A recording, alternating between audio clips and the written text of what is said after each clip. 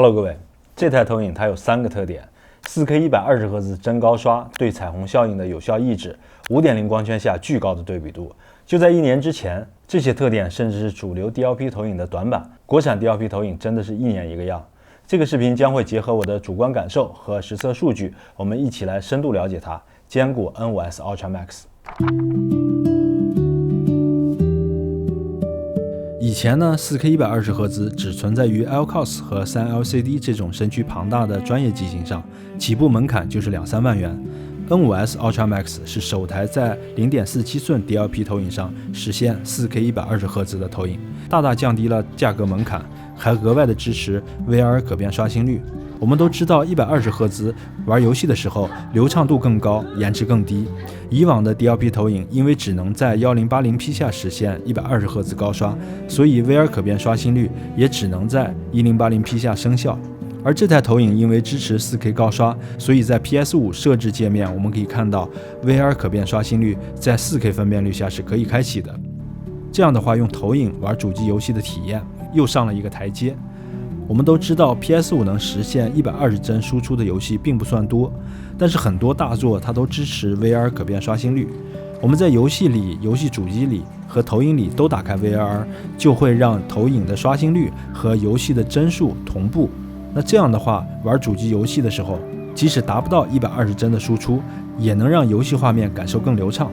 在 PC 上情况就不同了，在 DLSS 和真生成的加持下，一块终端的显卡就可以实现 4K 120帧以上的输出。由于投影的屏幕很大，视场角也很大，高刷新率会让运动物体明显的更流畅，超低的延迟呢又会让操控相当跟手。这一点我们后面看测试数据。其实对于一台 DLP 投影来说，实现 4K 120赫兹并不容易，所以这么多年才实现。这台投影从主控芯片、驱动芯片、画质芯片、DMD 芯片到高刷镇静，这5星一镜的全链路协同才实现的 4K 120赫兹，对于一台3色激光 DLP 投影来说是有里程碑意义的。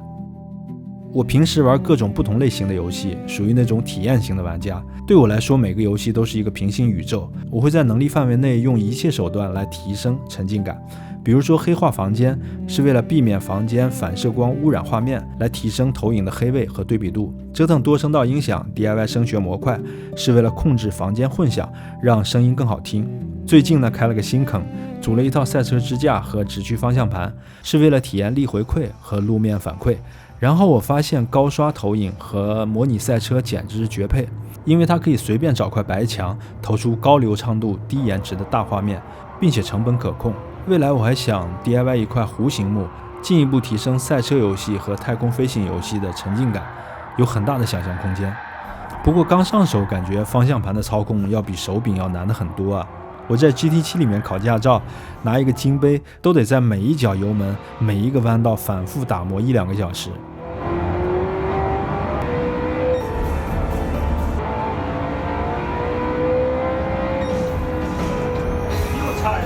不过拿到以后的成就感也是非常的充足。14秒70金杯，14秒7 14秒511。投影的输入延迟主要反映游戏时候的响应速度。从我实测的数据来看，这台投影的延迟表现非常的好，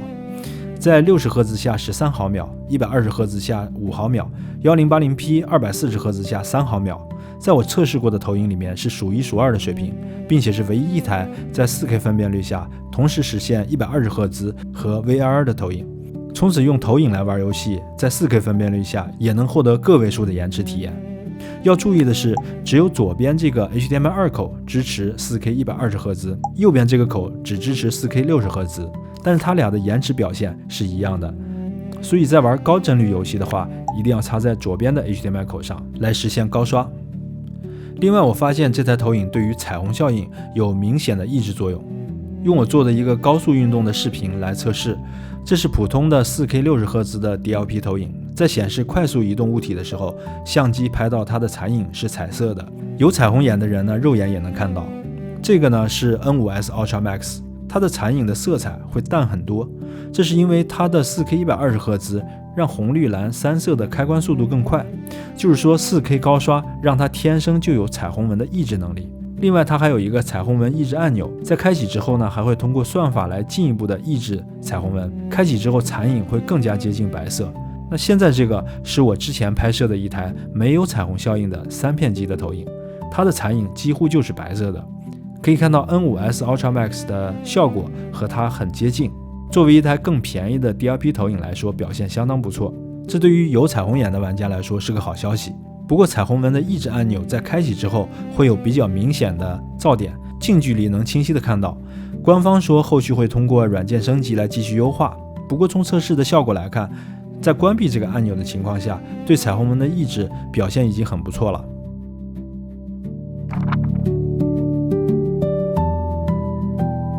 N5S Ultra Max 的光源是3色激光，所以亮度高、色域广，这点毋庸置疑。它也有 HDR 动态映射，不用担心 HDR 偏远、亮度过暗的问题，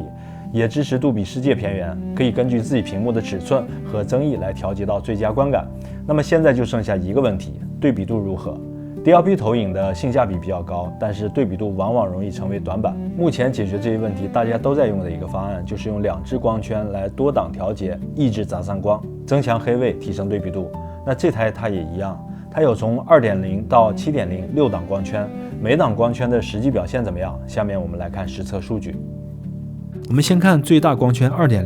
这个时候的亮度最高。如果你把投影挂在屏幕最近的地方，对比度是1600，挂在最远的地方，对比度是2000左右。这就是大多 0.47 寸 DMD 芯片投影的原生表现。把光圈开到 3.0， 当光圈介入之后，亮度稍微降低了一些，但是对比度会来到2500到3000，这就得到了一个很优秀的黑位和对比度的表现。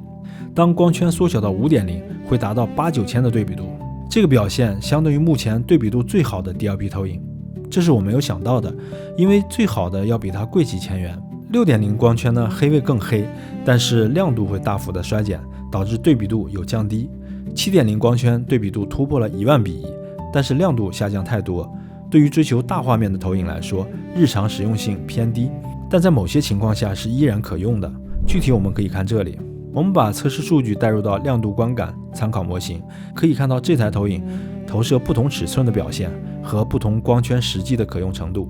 在 2.0 光圈下可以投射到180寸，保持100尼特以上，也就是亮度观感充足的门槛。此时的对比度是主流 DLP 投影的水准。如果把光圈开到 5.0， 亮度足够140寸，同时对比度是目前 DLP 投影里顶尖水平，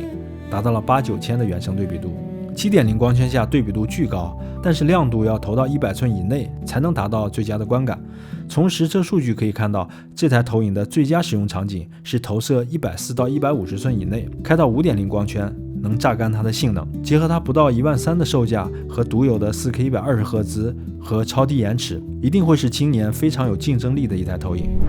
140寸宽 3.1 米，高 1.74 米，差不多是4块75寸电视拼起来那么大，对于日常家用来说已经是非常大了。下面我们一起来感受一下这台投影在 5.0 光圈下的画面表现。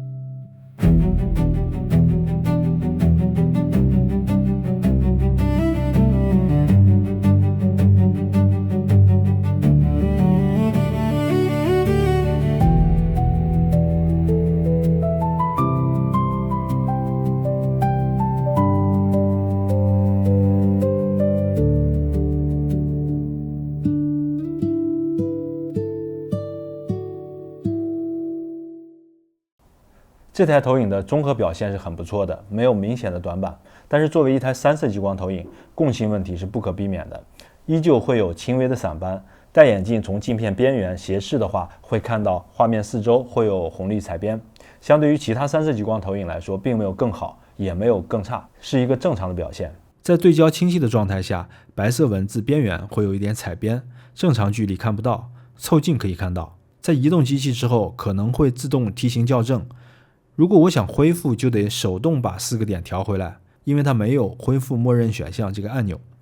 HDR 动态映射很有用，但这个选项藏得比较深，在图像设置、参数设置、亮度设置第3层级的菜单里。放在这里，从开发者的专业逻辑来看没有问题，只是从用户使用的角度来说有点不方便。